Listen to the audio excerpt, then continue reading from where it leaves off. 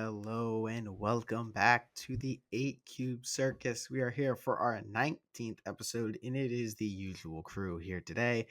It is myself, Smlz, joined by co hosts Denish and Xenaid. How are we doing, Xenaid? Me personally, my deck became like one of the top meta decks. It was like the first one voted, like featured in Cam's video. Therefore, I got bored of playing it because I was like, why play the OP thing? And then I just have been on a snap break. I got recently back into it, because my card just got nerfed. So now it's no longer cool to play it. So now I can enjoy my cards in the peace and quiet of being the only storyline enjoyer. And Denish, how are you? Yeah, I'm doing great. The hell has been fun, but I mean, I've also gotten a little bit bored of it, which this has only happened once before. Last time I got bored of Hella, I went into a legendary 2-month long Hella Carrier arc, and so I'm dipping back into that a little bit, and it's a lot of fun.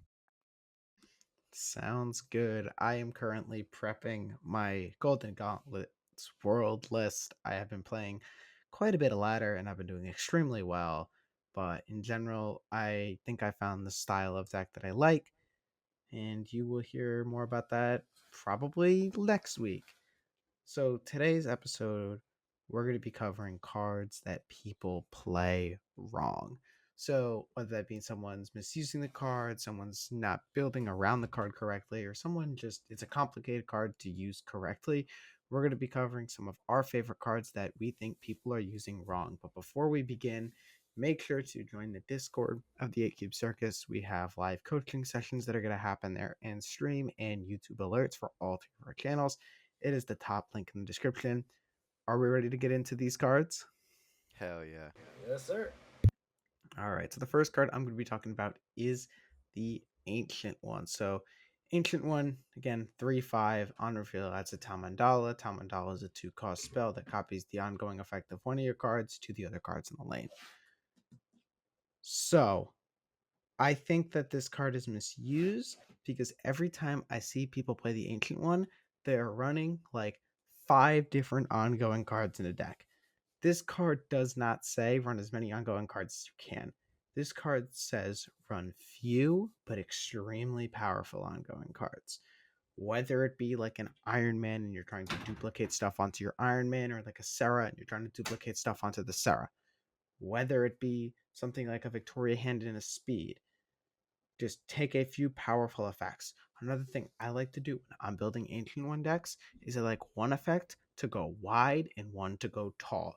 My favorite to go tall is Speed. He's a cheap card. You're typically getting +4 or 5 on his text, and therefore your Town Mandala is playing for like 8 to 10 points. That's pretty good. My favorite to go wide would probably be Miss Marvel. I think it's a really cool play. I mean, you get 15 power effectively in the side lanes, and it's just a really surprising play. Where does this card see play? You could see it in some of my older Victoria hand lists that have since just there's a lot too much combo for those decks to succeed right now. And also another place you can see it is in Cerebro 5, where it said he has to copy a Cerebro or the previously mentioned Miss Marvel. I think this card should see probably a little bit more play. It is in Hella Enjoyer Tribunal lists, and I really enjoy it there. But in general, I think the Ancient One's a very cool card. I think people build it with way too many ongoing cards. You want to cap yourself at 3, in my opinion. The reason being, if you have more than one different ongoing in a lane, it has the chance of copying the wrong one. Like, you could accidentally copy a Quinjet instead of a Victoria hand, and now your entire game plan is screwed. It's just a card that people tend to overestimate how unlikely it is that they will not draw an ongoing card. Yeah, I do for Ancient One think that it's definitely underplayed. A lot of people are almost scared to put it in the deck, which is why we're doing this episode. It's a bunch of cards that are like spooky and scary for Halloween. I want to know for Ancient One. Obviously, you mentioned the fact that when there's multiple ongoings in a lane, like a Quinjet and a V hand, sometimes it copies the wrong one. What are some other downsides you've found with Ancient One, such as maybe having to play it early or board space? So this is a card you actually really want to play on 3 specifically, because another downside that I have found to be its biggest downside is that the Ancient One really, really, really wants to be played like before turn 5. Because on turn 5, you're really trying to set up your ongoing lane so you can time it on 6. Playing the Ancient One on 5 is a little rough, but you can make do. But effectively, you're adding another dead draw on your deck on 6. This is just a vanilla 3/5 on 6. It is not very good if you draw it then. So instead of having 6 turns to draw the card, you only have 5 turns to draw the card, which is different than some like attack card like a Shadow King or a Killmonger, or a late game points card, something like Surfer. But in general, I think the biggest weakness of Ancient One though is that board space thing you mentioned. You've got to be thinking about your placements from turn 1. And you've really got to like play this whole side Ancient One mind game in your head as you're also thinking about the other cards in your deck. Yeah, for Ancient One, have you played it a lot with Wicked? Because I feel like I know we've mentioned Helen Joyer plays it with Tribunal, and he does the Wiccan stuff with Iron Man Plus. But I find it pretty hard for Ancient One to actually like duplicate ongoings without that extra energy bonus, and then making yourself super vulnerable, right? Because I find one of the best parts about Ancient One is like you can't interact with that card if you're gonna do the things on the last turn, but it's pretty hard to do the things on the last turn, in my opinion. How do you feel about like the timing of when to play that mandala? I think the timing is you're pretty much always playing it on 6 because of that hard to interact with piece of it. However, I do think that you bring up a good point that you want the extra energy to do it with like Wiccan. I think that's mainly something in Hell Endurer's list that has that problem because a lot of other decks are running more low cost targets. But again, if you're running a 4 or 5 cost card that you want to get duplicated, whether it be a Miss Marvel, whether it be an Iron Man, you probably want some form of extra energy, especially with the Iron Man example, so it's impossible to interact with, except for a card like Juggernaut or Alive. But in general, I think that you're typically playing this guy with this card with low cost targets. So stuff like Speed, Victoria Hand, maybe even a Quinjet if you're playing a low curve deck. The only real high cost targets are Iron Man and Miss Marvel. But in general, I found that if you have enough discounts, curve is not really an issue, especially if you want to go like speed, Tamandala plus like a demon on the last turn of the game. Or you could already have out one of your ongoings. It makes you a bit more vulnerable to attack, but Enchantress has see a down dip.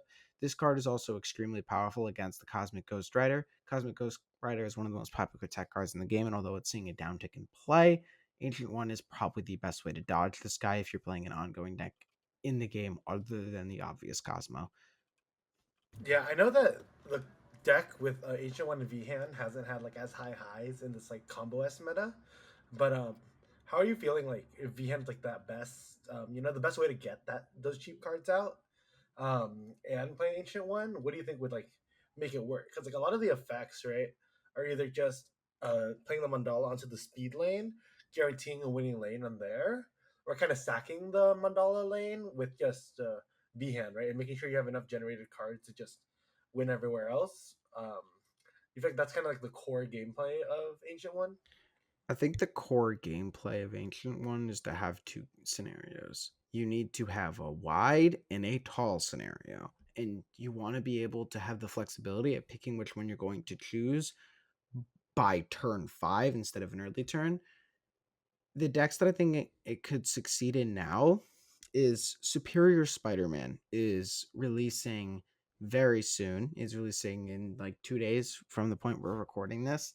That is a card I would advise to watch out with the Ancient One. That is a card which has multiple ongoing enablers to get the ramp going, and it could probably warrant running enough unreveals being ramp cards to the fact that you might be able to sneak an Ancient One in there and then duplicate one of those powerful ongoing effects.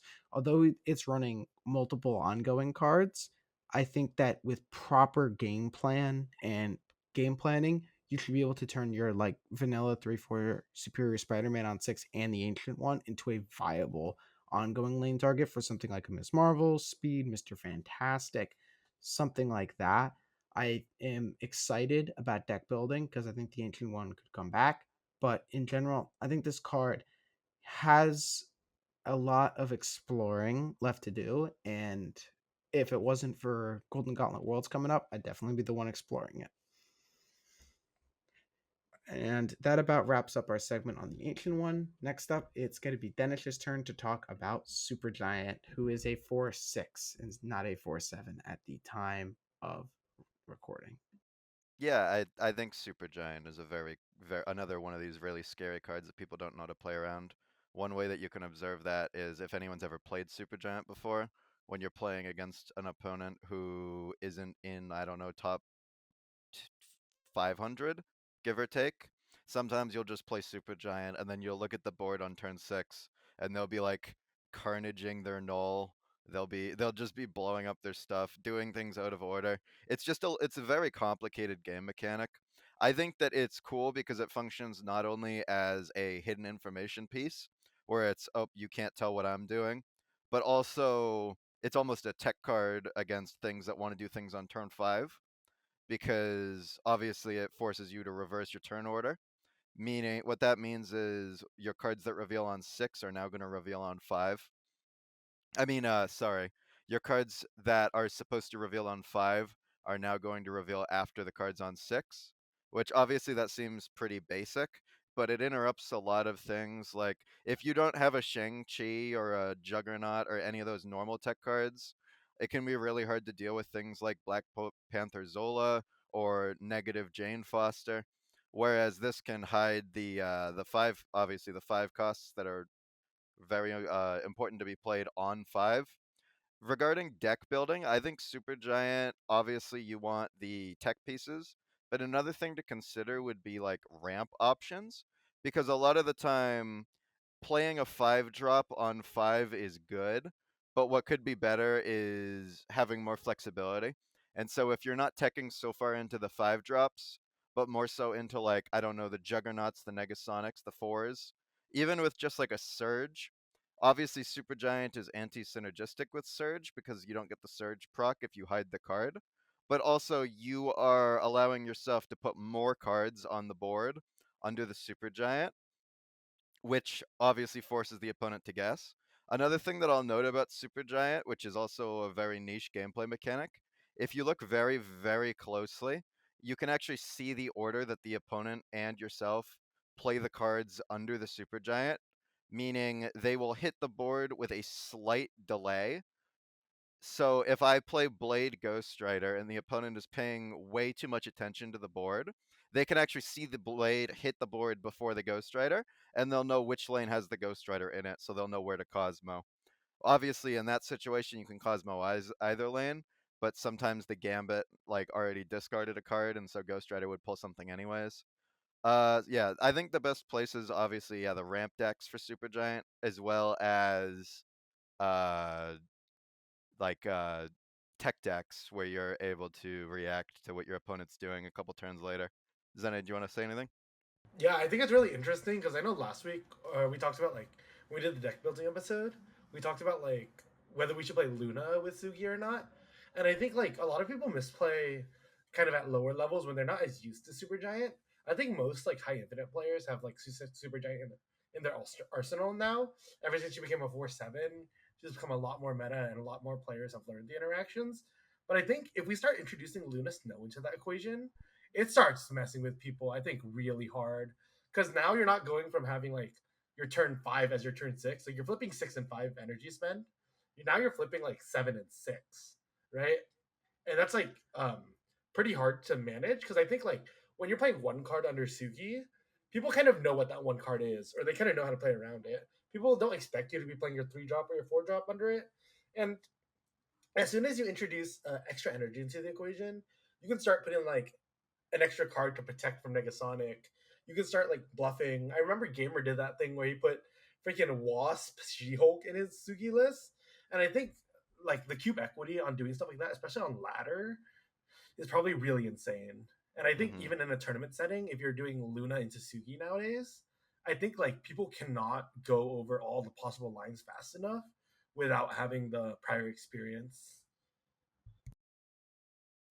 Yeah, so I was actually also going to touch on the gamer deck where he was running Merc Ball, She Hulk, and Wasp, and sometimes he would just play Wasp under Supergiant. They think it's a cannonball, and in in contrast, he just plays Cannonball plus She Hulk on the final turn of the game and just wins 8 a ton of the time. I think Supergiant's biggest strength is that information asymmetry. And what Zen was touching on with Luna Snow, I think, is very interesting in the sense that they can't run through all your plays fast enough. Whereas their deck might not be built around Supergiant, so their plays can be very telegraphed. Whereas your deck is built around this effect, and you can really use it to your advantage. I think that Supergiant it was a very underplayed card. Now it is quite like played equal to its strength to the point where it got a nerf, and I believe deservingly so. 4/7 on this card was a little bit Absolutely. crazy, but in general, I think that this card is one of the hardest cards to play around in the game. It instantly makes your Marvel Snap game that was using like level one thinking like I think I know what my opponent's gonna do here into like this extra level of mind game because like where did they put it, what's under there, all that stuff. I think it's incredibly good. I mean, me personally, I am not the greatest Supergiant player. I mean, I win with it because the deck is really good, but I don't see myself as an amazing Supergiant player, though it's a deck that I always like playing because I find it extremely interesting and thought provoking. But I really like this card. It needs to be a 4/6, but I think its biggest power is that information asymmetry that you can more easily predict what they're going to do than they can more easily predict what you're going to do. Yeah, I do think another thing to touch on with Supergiant, the reason it's been so good recently, it's more so because they've been removing these sweeping tech cards. Like you can't Shang every single card in a lane anymore. So Shang only really works against a couple archetypes. So you can't Enchantress as easily, and so you can't like completely wipe out Tribunal as well as every ongoing deck with just a 4/6. Obviously, yeah, a lot of the more recent archetypes, such as the Activate stuff and the Invisible Woman first stuff decks, they die really hard to this. But also, it deals with the rise in like, I don't want to say combo slop, but like, people have been playing a lot of Destroy, a lot of Move, a lot of I mean, yeah, Activate, Invisible Woman for end of turn, those decks. And Supergiant is one of the only cards left that really deals with all of it. And I think she's really interesting because she doesn't completely deal with anything really, except for end of turn. She does completely crap on that, but she will mostly deal with things, and then you'll usually need a secondary follow up to like seal the game. Personally, I've been using it with Eliath, but another one is like a Negasonic or a Juggernaut or even a Cosmo. But against like Move, if you just play Supergiant, that actually isn't going to stop them. But it does make the follow-up punch of the Eliath, Cosmo, Mercury, Juggernaut, those cards, they make them actually land way more consistently. Yeah, I was actually looking at like tech cards and making a table on stream the other day, and I was looking at like, oh, when are certain tech cards dead cards? And like the only bad matchup I find for Sugi, I think, is Wiccan, but that's just because like they have a lot more energy, and if you're not used to the matchup, then their plays are a lot like harder to predict than what you're gonna like input, especially if you don't have extra energy or anything. Sugi like Sugi looks good into almost every matchup just because every deck wants to be doing stuff on turn five, and very few decks are like hiding tech or like hiding killmongers or such under the Sugi. I think like it's only like really it's just as strong as like Negasonic in every matchup. Yeah, I will touch a little bit. There are a couple more bad matchups for Supergiant. It's mostly just these massive point slam decks. So like your not necessarily your Surtur because they can't discount their Scar quite enough. It's really But bad like into Sauron. If yeah, into Sauron particularly, that's the big one. Into Hela, it's not great unless they don't have ramp. There's a lot of these really massive point decks that aren't specifically uber combo that it actually does struggle into, even with like a Negasonic. So let me touch on decks that Suji does not struggle into, particularly activate decks, because I play a lot of activate recently. This card destroys end of turn. It is the single best counter to end of turn in the entire game. And if you are running end of turn and your opponent has a super giant in the deck, they can snap you turn one and you should always leave because you just lose. Even if they play the card on five, you just lose. Touching on the other activate stuff, mainly Jocasta. Jocasta into Supergiant is not favored. However, if you have a reasonable backup plan, which I think all Jocasta decks should have, because I think end of turn is the complete wrong way to view Jocasta. I think it goes in the end of turn deck, but I don't think it's Jocasta's best deck. I think that the way that Jocasta deck should work is because Supergiant is just a force in the meta, and you need to deal with it somehow if you're playing an activate card. What you're going to be doing is if you have a actual backup plan, you can get a Jocasta down on 3, then you can play some activates on 6 and activate the Jocasta because you're still going to be getting those activates. Better yet, you can Prodigy on 6 and still get 3 procs. It's not 5, but you're still getting 3 procs on your activate cards, including the one that's already on the board. It's not dead, but it is a bad matchup. So I think a lot of Supergiant strength has been people wanting to play these new archetypes and Supergiant being really good into them. However, if you hybridize the Jocasta specifically, because end of turn you can't is just dead, you can get some massive cube equity wins against Supergiant. I know I played a Jocasta Zombies deck and I played against Chamo, and he only saw my activate cards. He played Supergiant and snapped. I had a zombie giant man under there, and I played Hunger, Zombie Scarlet Witch, and like another card on turn 6, and I won 8 cubes because he had no idea that was coming, and he thought I was just dead because I was an activate deck. You can get massive cube equity by sort of thinking about the Supergiant matchup as you're building your deck and making something else work around it. The main thesis of when I built that deck was this is an activate deck that isn't dead to Supergiant, and I think that's more valuable than the end of turn game plan ever was. This is more of a build your decks in relation to their counters. So I recognize that end of turn, adding that package, it wasn't really flipping me any matchups. It was just making me more dead to Supergiant. It was a win more. However, if I switch it up a bit, it's good. So a lot of people see their deck and they see Supergiant, they don't know what to do. If you can afford to hybridize your deck to play around it, especially if it's one of the most common matchups, do it. You will win so many more cubes and your deck will feel a lot less dead, especially in like a golden gauntlet format where if you run into one bad matchup, it could ruin your entire tournament. Yeah, I do think that's a good deck building mindset in general, building around counters. Before we transition, I want to touch a little bit on the end of turn interaction because this is something that I've found a lot of people get confused about and don't fully understand. So if a Supergiant is played, the reason that Supergiant cripples end of turn and also to an extent activate is because if usually Supergiant you need to play it on 4 for it to have impact. However, if you play the Supergiant on 4 and they hide like a Havoc, even at the end of the game, it does not trigger because that turn already ended, and so the end of turn already passed.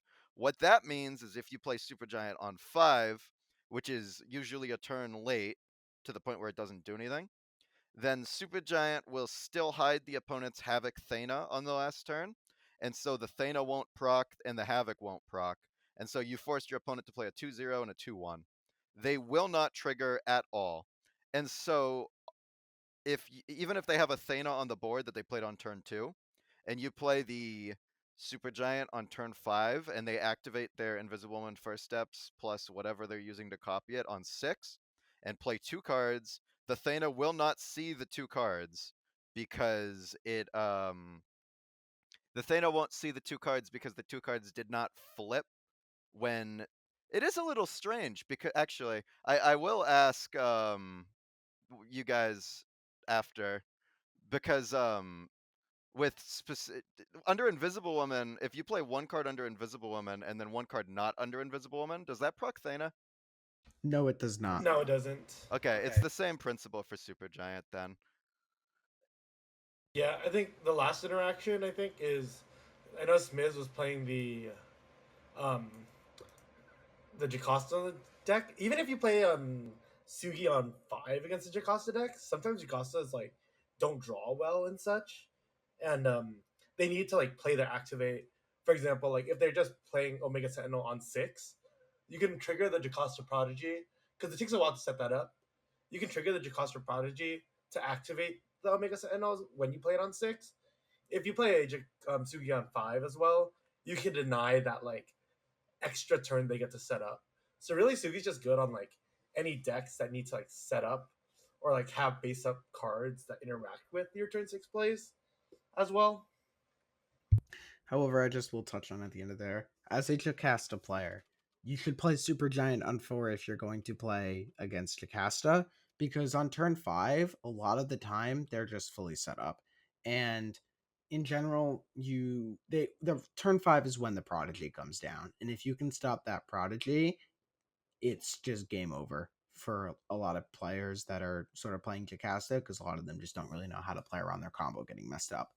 But I think that's enough on Super Giant. Very interesting card, and it is one of the trickiest cards in the game. Next up is Merlin, who is one of the most popular cards in the game. And I'll let Xenaid take it off because this is his tricky card. Yeah, for Merlin, I think a lot of the tricks to Merlin come in the deck building process.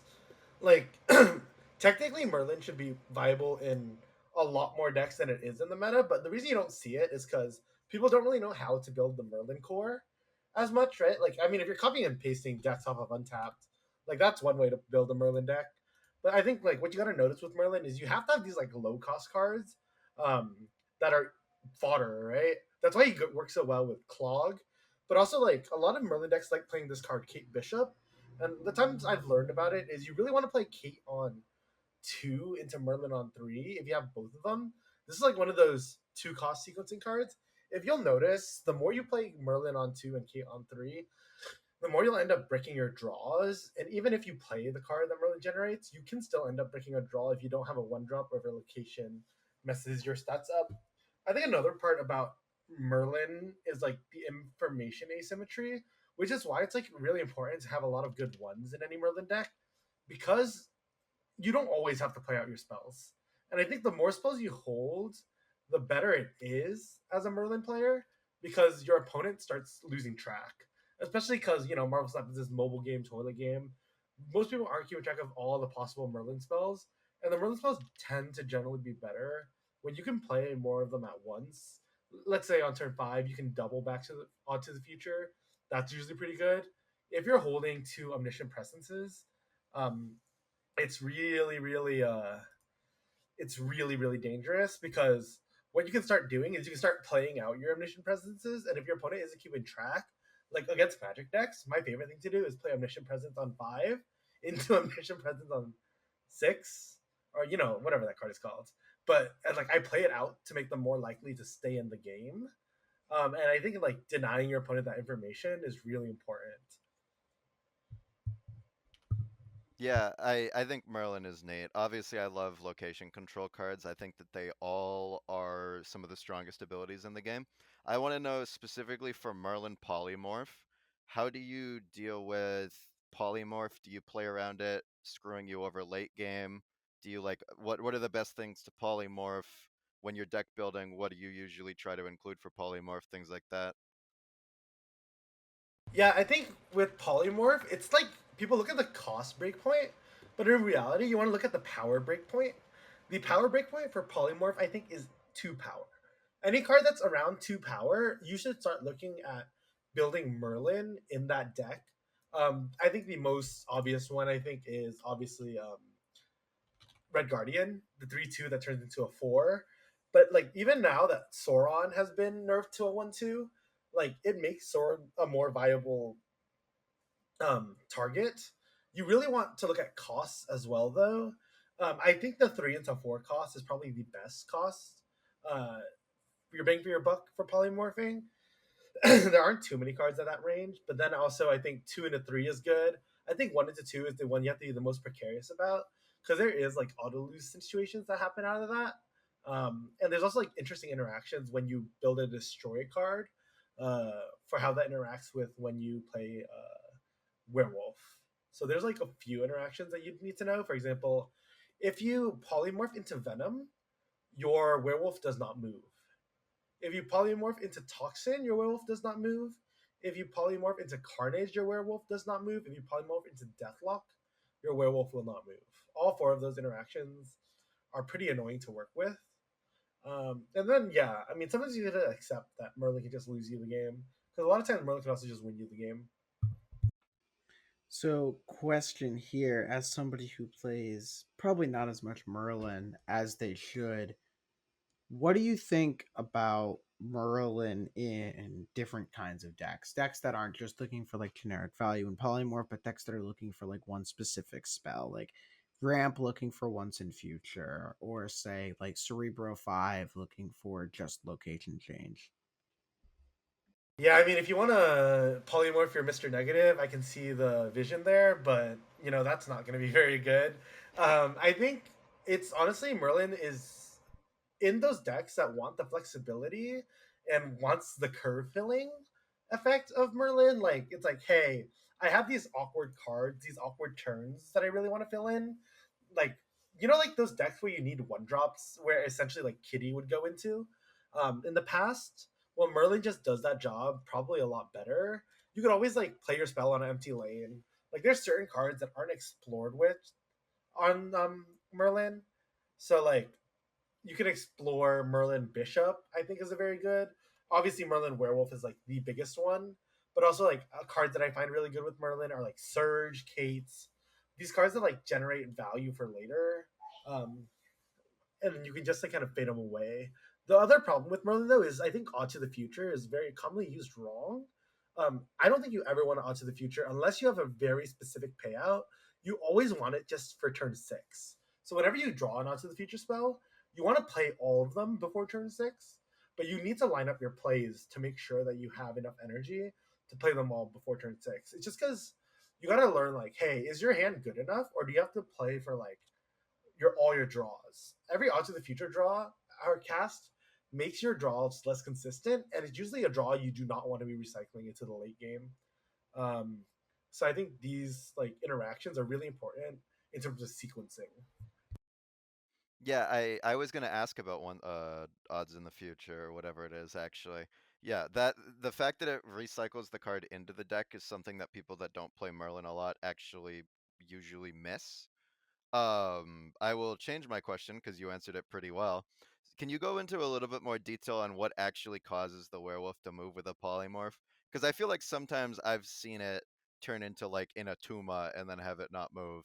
I don't actually know the exact situation that causes it to move. Could you go over that? Yeah, if the transforms card instantly destroys or bounces the polymorph, then it'll act like the polymorph is no longer on the board, and therefore it will not move the werewolf. Because werewolf is looking for the trigger. You've seen this, I think, with Nico interactions as well. If you Nico into demon a on reveal card, the werewolf will not move. So essentially, after the play is resolved, werewolf is checking for where the spell is, and if the spell got banished there, it's good. But if the spell got destroyed, transformed, or anything, then the werewolf interaction won't necessarily resolve. And so if you're planning out your turns, right, it's also really important. Let's say you're playing two cards in a lane, a polymorph, a Merlin spell, and an on reveal. Generally, you want to try to play your Merlin spell first because the spell will fade away, right? So the most common situation of this is, let's say you have two cards in a lane and you have two spaces, and you want to bounce your werewolf. Um, you want to play your Merlin spell first into your on reveal second, so that way the Merlin spell moves, werewolf enters the lane. If you do it in the other order, you play your on reveal first, then the spell is still there but face down, and your werewolf won't have the chance to move into that lane. So I think there's like a few smaller interactions, but yeah, with polymorph, like you kind of don't really want to plan for those interactions. It's just when it happens, if you're bitching, like just know that's the reason why. You can't really play around your thing turning into Venom, your thing turning into Deathlock. However, I will say if you have a guaranteed win, you probably want to minimize your polymorph nerfs, like your polymorphs, because like if you're polymorphing a one in a lane that you're probably gonna win anyway, like unless you're like needing like 2 or 3 points guaranteed, I don't think it's worth it because there's more loose conditions. A lot of players will just play their spells because they have the energy to, and they probably shouldn't. All right, I think that's enough on Merlin. Now we're going to get into our next card, which is Moon Girl. Moon Girl is one of the most powerful hand generators in the entire game. It is basically saying I have one hand, now I have two hands, but it's still in my hand, and now half of them get buffed by Victoria hand. That's just very good. You're getting so many points of value and oftentimes getting multiple Victoria hands. However, this is an extremely hard card to play. You need to be thinking about your hand space from turn one. You need to be thinking about what are my Moon Girl targets that I have, what are we doing, and how am I going to free up my hand so I can either do so I can duplicate three cards on six. I don't want to duplicate two, one, or sorry, duplicate on five or four. I want to be duplicating three cards that is the most value I can get.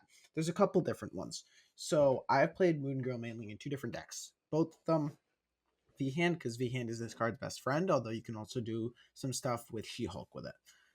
The way I play those decks is from turn one, I'm thinking, okay, how am I going to manage my hand space in order to, one, Moon Girl a Victoria hand if I draw it, two, get other targets I want to. I'll start with the ongoing list because I think that one's a little bit simpler. The ongoing list, the targets I wanted to Moon Girl were Captain Carter, because the V hand buff on Captain Carter gets distributed to the other cards. Captain America, because that is one of the strongest cards in an ongoing deck, and I want to get multiple. And Goliath. Goliath, because it costs two, so Quinjet reduces its cost to one. That is a 50% reduction. That is extremely good. And also, it is a cheap stat stick. Those are the kind of cards you want to Moon Girl. You want to Moon Girl something that's going to like spread across, that's going to give you more power in other lanes, like a V hand or like a Captain Carter, just something that is just a generally good thing that you want to get multiple of. Secondly, you want to get like your big cards or like your essential tech pieces Moon Girl, whether it be like something like a Captain America that plays for a lot of points, whether it be something like a Shadow King that's debilitating the opponent, getting multiple of those can be extremely useful. Or the third is the cheap stat stick. Demons, Goliaths, stuff like that. You also want to make sure that you don't want to duplicate a Moon Girl card that costs more than three, because you're all obviously playing it with Quinjet. So if you're like Moon Girling and you're duplicating a Misery, it's not the greatest thing in the world, although sometimes that can win games. But in general, you're looking to duplicate cards that cost two and three. One is only if it's something like a Demon, Ant-Man, Nico, just something that's high value for that one cost. But again, the main thing you need to be thinking of is hand size. Also, Quinjet. Quinjet is an instant add in every single Moon Girl deck just because of how much value it's going to get. Sometimes, though, because of hand space, you're going to want to play your Quinjet on 5, and you're going to want a Moon Girl on 5. You can go Quinjet plus Moon Girl on 5. That is 2 slots in your hand freed, which means as long as you were playing enough cards so that you just didn't have a full hand, you will be getting 3 copies off of Moon Girl with that. Because even if you have 6 cards in your hand, you play 2 of them, you had 4 cards in your hand, it's still going to duplicate 3 cards. You're going to brick a draw, but by turn 6 you should have drawn already all the cards you need.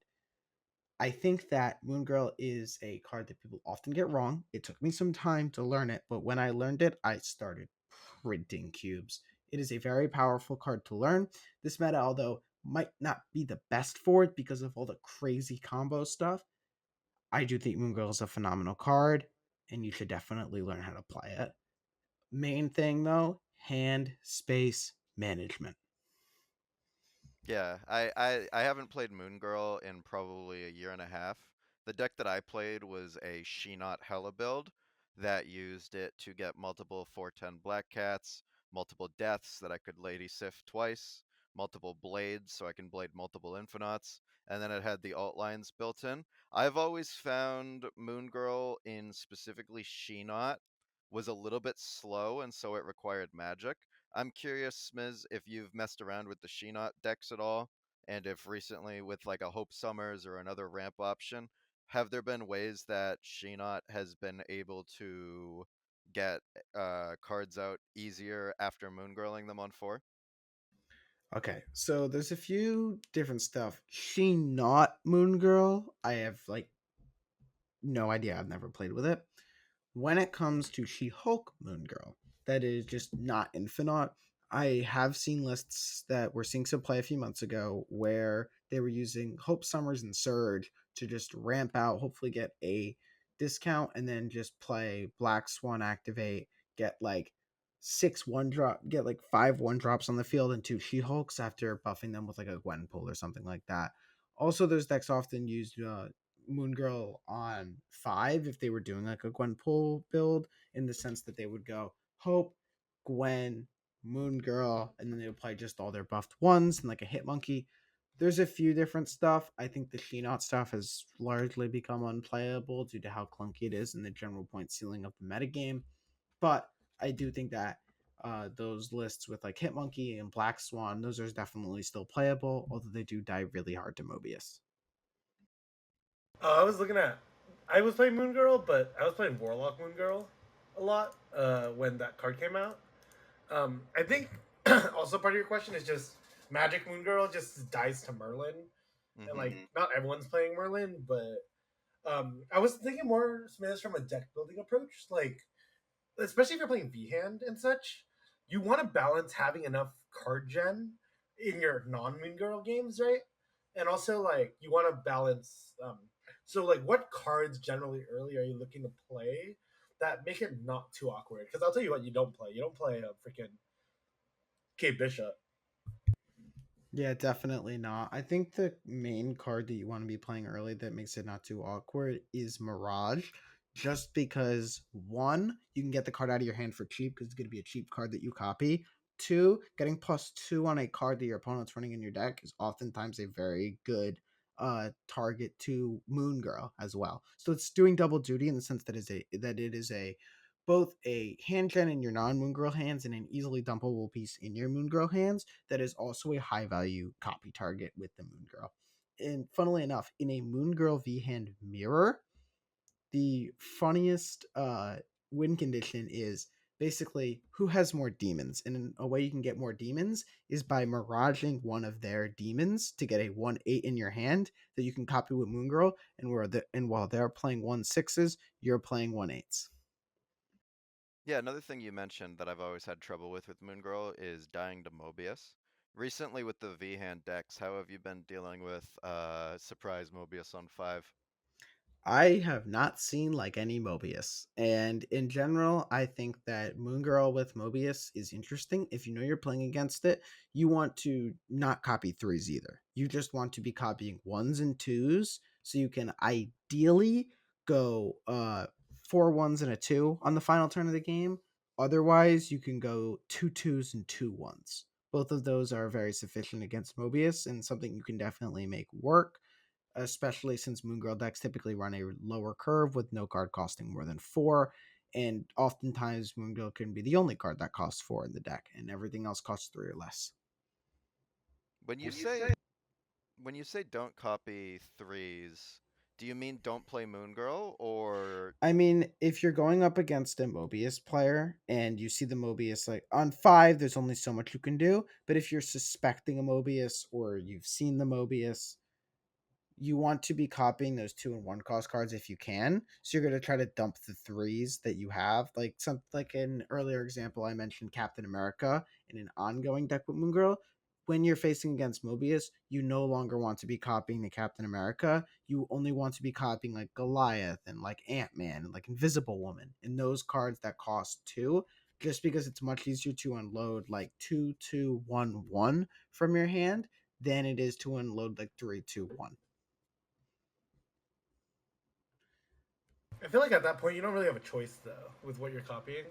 It's tough because oftentimes on 5 it can be crippling, and that is an extremely hard thing to deal with. If you see the Mobius on 3, you have enough time on that turn 4 to sort of manipulate your hand and try to be able to copy a 2 and a 1, maybe by moon grilling on 5. Anybody have anything else to add? I think it's good for Moon Girl. All right, the next card we're going to be talking about is Blink, who I just got the sticker variant for today, so very excited to hear about this one. I'm not jealous. I'm so jealous. Yeah, I think Blink is a really cool card. She goes in decks where you are trying to get all of your cards onto the board. and running big cards, or decks where you have one big card that you really want to get onto the board. I've been branching out a little bit recently, and what I've found is this card makes it so much easier to put a 6-drop or a 5-drop onto the board consistently than it is for like a 3-drop. I've been trying to get Luke Cage onto the board consistently for about a year now, and it is so much trickier than to do for like a Hela or an Odin. It is so consistent for decks that need, like, even when people were blinking leeches into Red Hawks, just being able to get to the higher end of your deck, incredible. So yeah, things like Hela, things like Red Wing, these decks that want to take their cards from their hand and put them onto the board. And the reason it's so synergistic is because when you don't have the card in your hand, that means it's in your deck, and you wanted to put it onto the board anyways without playing it. And so now you're doing the same thing, but it covers your bad draws. I think that one thing that people don't deal with enough with Blink is retriggering her. Blink's ability is kind of ridiculous, and usually what people will want to do is lower their curve and then have a couple higher end targets. And by lower their curve, I don't mean lower, more so have a normal curve, because like you're not going to want to run 4 6s usually with Blink unless you have a way to like re-trigger her. And so because you want to be able to consistently get to the piece that you're trying to get to. Obviously, blinking into Infinite is also an incredible ability. Obvious synergies with like a Jubilee, a Ghost Rider, all those cards. Jubilee and Ghost Rider can be a little awkward because you end up stacking one lane, but even then, it's fine. You're putting the Jubilee back into the deck to redraw, which gives you even more chance to get all the way to the bottom of your deck. Specifically for Hela, I think that I'll compare it to Lockjaw real quick, and this will show why it's like so good. Lockjaw is an activate that triggers for the next card that you play, whereas Blink is the previous. What this means is if Blink is pulled by a card that puts things onto the board, like a Conchu, a Hela, a Red Wing, it will blink the card before the Hela or the Red Wing. Actually, I don't believe it's the same for Red Wing, but the Hela or the Conchu, I think it actually does blink the Red Wing because of the way that Red Wing is worded, in the sense that it will move the Red Wing will move, and then oh yeah, because Red Wing Yes, it it yeah does yeah blink the yeah. Red Wing. It's because you're not playing the Red Wing. Although if you Aranya a Red Wing, does it still blink the Red Wing, Smz? Do It you know? still blinks. It still blinks the Red Wing. Then yeah, it must be worded in a way that says something along the lines of after this card resolves, pull a card onto the board. I don't know the exact wording off the top of my head, but for specifically Hela and Khonshu, she ends up blinking the card played before the Hela or Khonshu, which is significant because it means you can get like instead of blinking a 6 into nothing, you're now blinking like I don't know Jubilee or Corvus into a 6 usually, or even a 5. So that's a very specific blink interaction. Yeah, questions? Anyone want to say anything about blink? Yeah, I have a few things. Blink is also one of my favorite cards in the game. I think it's a really cool effect and a really cool deck building ability. If someone approached you and they said, "I want to make a Blink deck, what should I focus on?" What would you say is the answer to that? Yeah, I would say find a higher cost card that has a very strong ability. So like a Darkhawk or a Gore or a Hela. And your goal should be to try to get it onto the board consistently. Even like a like a Legion or a Sandman, being able to consistently Sandman almost every game is, I think, what Blink is best at. And then once you have it, you can start building synergies like Grandmaster that allow you to re-trigger her and get a second massive card. But yeah, you want a big card with a strong ability that is otherwise difficult to get consistently. Yeah, I think Denish was there on my Tribunal arc. I'm not very often known as a Tribunal player, but we did some disgusting things with Blink in that deck. Hmm. And getting her to proc twice was actually really easy. And the way I did it was with Astral Projection. And like, remember we had like two very specific threes. it was like either Luna or it was like and we had to ramp out the card, you know. And when we ramped out the card, we got like Tribunal. We literally got our combo. It was like 20 per lane when the meta was like a lot smaller, but I got like 20 per lane almost every game, and it felt really disgusting. Yeah. Tribunal is definitely one of the cards where it's like, yeah, that's a massive. You want Tribunal, Onslaught, Iron Man, and everything else up there is kind of smaller a lot of the time. I don't even think there is another card that would be realistically blinked into in that deck. But yeah, the Tribunal, it's just a consistency piece. And in decks that aren't combo decks, you can also run Blink. It's not so good anymore now that Leech isn't a thing.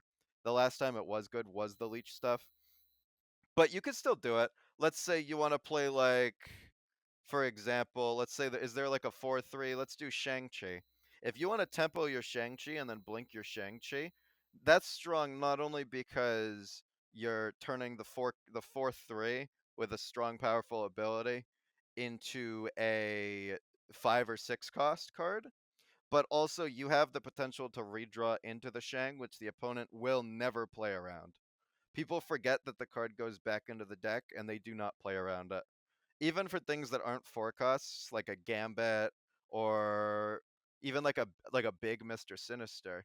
Although big Mr. Sinister I don't think would necessarily ever be a blink target. I'm trying to think, what's a 2 cost blink target? Maybe like Maybe like a surge. an awesome Andy or a I don't. Surge. Yeah, I don't think Surge is necessarily surge might also because you also want be it a to be blank a target. strong on reveal too, right? And Yeah. of my knowledge of the strong on reveal twos, there's not many. Yeah, Like you're twos aren't. There's a lot of great targets at three, but at two it gets a little tricky. remember Denish, the best two that we could find was Cobra. That's how he made it into the Well, deck. there's better. There's been better ones released since then. Stuff No, like Andy's there good, aren't any but better on reveal twos. Like what are the on reveal twos that you would ideally want to draw into? Because the on reveal effect is the only effect that like you get value of for playing it twice. you That's can like you why can you blinking can and Ally is retrigger so your good. zombie, Because Mister you can blink a Fantastic. Blade, you can blink a Ghost Rider, you can blink Jubilee, you can blink all these cards that you get double value on because they're on reveals. But if you're blinking like Sam Cap America, like who gives a fuck? If you're blinking, excuse my language. hmm But if you're blinking like these ongoing end of turn activates, they're not really doing very much for your game plan. Yeah, I Yeah, think Blink hasn't got much support at two. I do think there's a couple. Surge isn't a terrible example because if you're blinking your Surge, that means you played it late.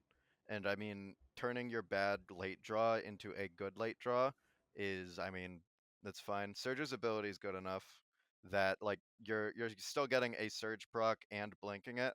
Obviously, that's more of a low roll. Another one would be like an awesome Andy where you don't get the value from redrawing, but you basically get to play two energy card.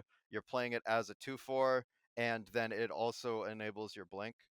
So yeah, that those two are probably the best at 2 cost. Cobra would be funny because you can play it, activate it, and blink it.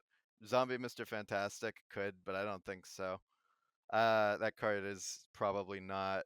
Although honestly, Zombies Blink deck could be interesting because you can consistently get the big guy. But I feel like the issue with that deck is more so draw consistency on the low end rather than the high end. And so it doesn't have the Blink style card to enable it. All I mean, right. actually, I was running a version with Iron Man and Zombie Galactic, but I was playing like Hope Summers to enable it. It'd be interesting to like see and revisit that version with Blink Yeah, I like that because idea. like that zombie guy is pretty bad, and then you can play the 3 drop. I haven't played that deck since like a long time ago, but it'd be cool to see how Blink would fit, especially because that deck does like fives. Like for example, if you can Iron Man your zombie lane, that's great. If you just get your zombie guy out again, that's great. Yeah, it might be you might be onto something there. I like that idea a lot actually, because you can, if you don't draw the zombie giant man, you can just blink into it, and that might be a deck where zombie Mister Fantastic is actually viable in, because you can like play him with like one hope energy. You can play him, get +2 on the horde, and then just blink right back into a zombie giant man, and just completely swing the lane as well as putting up 8 points in another. That sounds appealing. I might have to go build that. Yeah, I mean the Yeah, deck that I had doesn't run any fours. So like if you play a 3 and your 3 are usually enablers like Hope, Scarlet, But essentially with the new zombie guy, the sentry one, you can play the sentry as a good blink target, Yeah, I mean and then you can consistently get out fives. And the that sounds fives are good to probably me. Iron Man plus guy.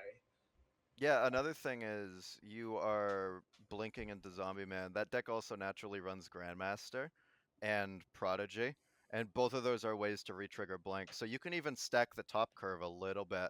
Like maybe just not necessarily Infinite, but like Giganto. And who the hell is going to play around Giganto? They're not ready for it. Or even just Odin, right? Like that Yeah. deck there's a Yeah, lot or of even card just reveals. something as simple as a Magneto as well. Just hmm they don't know that their half their ongoing combo, their mystique and their prodigy is getting whisked away to a lane with nothing in it. You'll also have Prio because you just blinked into a zombie giant man. So Eliath is another one where you can now Grandmaster your blink and turn it into an Eliath. Grandmaster, the Goliath that you blinked into on 5. They'll never see that one coming. Yep, there's Looks another like one. All after right. Worlds, we're all gonna be Yep, building looks like I'm ramp, going to have to build this ramp off zombies. Here we call. go. This sounds really cool.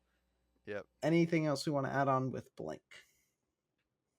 All right. Let's get into the last card, Xenaid's favorite, Ares. So Xenaid, walk us through how people are using Ares incorrectly.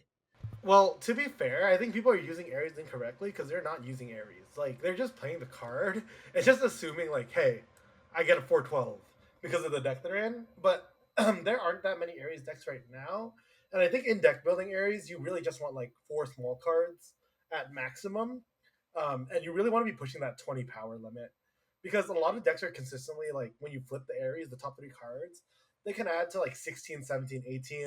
And if you have 2 of your small cards in the top card of your deck, Ares doesn't proc, and basically that's a lose condition. Because when you're playing Ares, you want to play Scar. I don't think there's a reason to play Ares without Scar, especially with Silver Surfer First Steps. You can get a lot of value on the Ares, essentially discounting Scar by 2 and getting a 412. And if you have Silver Surfer First Steps, you're automatically usually winning the lane with Ares. So you get a lane that is 11 plus 12 powers is 23 power on turn 4, which is pretty insane. And if you were playing the Scar version of the deck, it's a 23 power lane that reduces your Scar to 3 cost. So that's really insane. But I think the most important part about Ares for me is the information it gives. And it really helps you figure out what you need to play around in certain matchups. For example, if your opponent has a lot of top end in their deck, right? Because you can gauge your opponent's hand early game just by seeing what cards they're playing, which is a lot of the reason why, like, if turn 3 comes by and they haven't played a 2 drop, and then they suddenly play a surge or something, you know they're dead. You should snap them. So Ares is a much more like information asymmetry card in terms of when you want to bully snap your opponents, and then knowing how to do the math better than your opponent can, so you can read their hand a lot better. This was a lot more important when Shang-Chi was a bit in the meta. Usually, like if they have low cards in their deck, usually like we're like, I'm not gonna play around Shang. If they have a lot of power in their deck, that means a lot of their top end is in there, and that means that okay, like Shang is very real. Another use case for Ares is against Mr. Negative, because all their cards are essentially 0 or 1 power. You can kind of deduce the math um, in case where like it's like okay, they have Gore in their deck. That's a -1. They've already played Mr. Negative, which means they have a -1/0/0. That means Jane is coming out, and you probably should try to shoot an Eliath out. But if they have more than like 5 power, you know that Jane is in the top cards of their deck, so you have more stay equity. So a lot about the Ares game plan is maximizing your cube rate, I think. I personally love Ares. The only issue I've had with him is you can't blink him. I love the information that he gives, and I think it's incredibly underrated. I was very, very high on the card before it released. I just failed to realize how slow it is, and the fact that in specifically Hela, you end up wanting to play it on turn 6 when you've already dumped all your power onto the board. So it actually doesn't fit in my decks, which is a real shame. I'd love to hear more. Are there more specific matchups regarding Ares? And do you ever use it to gauge your own draws, Zenaid? Yeah, you can use it to gauge your own draws, but you should be gauging your own draws before you play the Ares. But it's a good like stay indicator or not, because if you have over 20, you know that you're drawing 2 of your big guys. So like it's good to like know like when you can play Scar or not. So, like for example, a good line is if you're already dumping a lot of your big guys out. Let's say you got Starbrand on 3, Ares on 4, and you notice your Ares is like 16 power. That means in your next 3 draws, you're almost guaranteed to draw Red Skull or something of the sort, right? And if you know Red Skull's coming, that's like one of the awkward cards that you can't fill your curve in. You need to know your curve lines with the Scar deck. You can play Scar on 5. You can play Scar on 6. Um, it depends on if the Scar is 3 cost or 5 cost. You rather play Scar on 5 if you have like Zabu curve, you have Surge curve, and you can usually play around those cards because you play the Scar on 5 into 3+4 on 6. If you're floating the Scar for 1, then it makes you a little bit more vulnerable to Mobius. So in the Mobius matchups, you want to play Scar out as soon as possible in case Mobius like shows up. Another thing with Scar is like rocks. If you know your opponent has rocks in their deck, um, then like the rocks in their hand, rocks in their deck, like if their draw is under 5, I usually always snap unless they're Mr. Negative. Um, but that's usually a really fun way to play Ares. I think it's just like it gives you something else to think about, and for players that like are just like autopiloting main lines in a deck, it gives you a lot of like information that people. It's a muscle that people normally don't train in the game of Marvel Snap. All right, so we've talked a bit about Ares and a few decks, and you mentioned the rocks example with you putting the rocks in the deck so Ares can proc more often. What do you think about Ares with Darkhawk? I think Darkhawk has other stuff it wants to be doing, but I don't think Ares is bad in Darkhawk. I think if you're playing like Terrax, Loki, like Terrax, Silver Surfer First Steps, Darkhawk stuff, like you could just bully your opponent just by saying, "Ha, you suck, you can't play the game." And like those decks, like let's say if they're running like Grandmaster, Domino, or something like that, like Grandmastering Ares makes it a 418, and like that's pretty big. Like like if you can guarantee an Ares proc, the only problem is like the base power in a Darkhawk deck is relatively small. So like, yes, giving them rocks isn't good enough because if the rocks aren't in the top cards of their deck, then what ends up happening is your Ares is just a 4/6, and when your Ares is a 4/6, you have a little bit of depression. But if you're playing, maybe you have a line like you play Cast Nova into Ares, like that improves your rate by a lot. But the problem is then Cast Nova is in your deck, so if you're not playing Cast on 3, and then you're playing Ares, aren't you just depressed?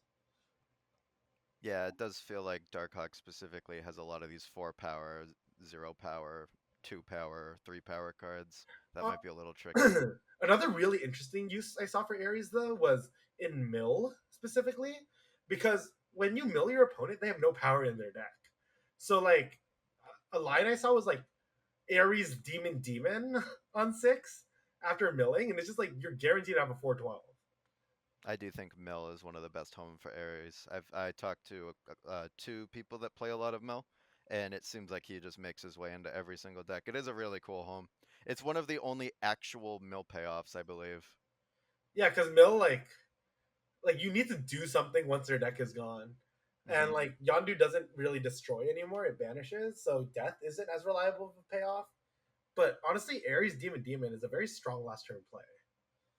And people aren't usually ready for it because Ares is so, I mean, Mill is so rare. Yeah, Even I've lost a lot to Ares Demon, which is why I can say, like in my head, I'm like, what are they gonna do? Where are their points? And then I see their points and I'm like, ah shit. it's a lot of points.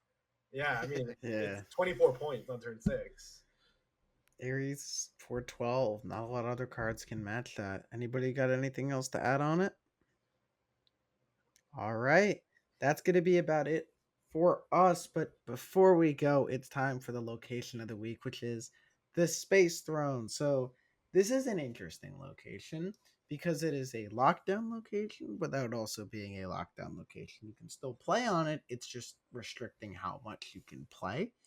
So obviously, cards that are good here, stuff like Negasonic. This is actually one of the few locations that makes Jug worse because there's not enough room for the Jug to like move Oh no, stuff to. Juggernaut definitely wins this location, It but I'll wins this explain why in a location, but second. it's worse than normal. No, it's definitely not worse than normal. I think. Well, I mean, Juggernauting on an early turn is how you'd win this Well, location. But yes, Juggernauting Well, your opponent when there's only 9 board spots in the game is pretty freaking insane. hmm I mean, it's good, but I think Negasonic's better in terms of this Well, location. no, there's a lot of ways of moving cards, you know. Yeah, you but you know, can hold the entire lane hostage. I'll give a shout. The Thanos is a ridiculous card with this Yes, location. it's a I mean, it's space his throne. throne. It makes sense. Yeah, that It that does make interaction pisses me off. You sense. could play the blue stone, and then I'm like, oh, there's 3 power. I'll just play Corvus, and then they play Thanos, and I always forget.